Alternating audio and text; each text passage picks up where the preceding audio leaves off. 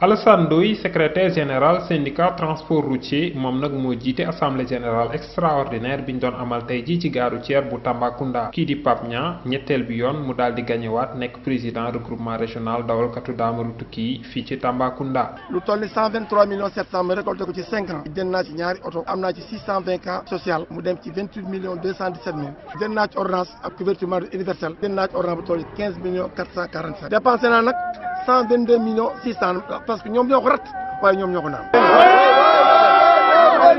soo ko génnee day des 1 million 18 mille. lu am ba des ki nga xam ni moom mooy Pape Niang ñaan na ñi nga xam ne ñoom ñooy nguur gi nañu gën a toppatoo tali bi daal di koy yeesalaat loolu lépp ngir wattandiku lu jëm ci wàllu accident yi. plus de 700 camions di fi jaar par jour ñun accident am loolu mënu am. magal gi wane na ne chauffeur yi ñoo am dëgg ndax nee nañ féliciter chauffeur déedéet nañ féliciter gouvernement bi su tali yi gën a bëri accident gën a néew. benn 7 mètre 50 nga boole ci oto bu ndaw oto bu mag ñu ne duñ laale loolu mënta ne chauffeur si xaruñ ni ñu def Ila Touba bi suñ ko defee Ila Kaolack def ko Ila Louga accident day jaar.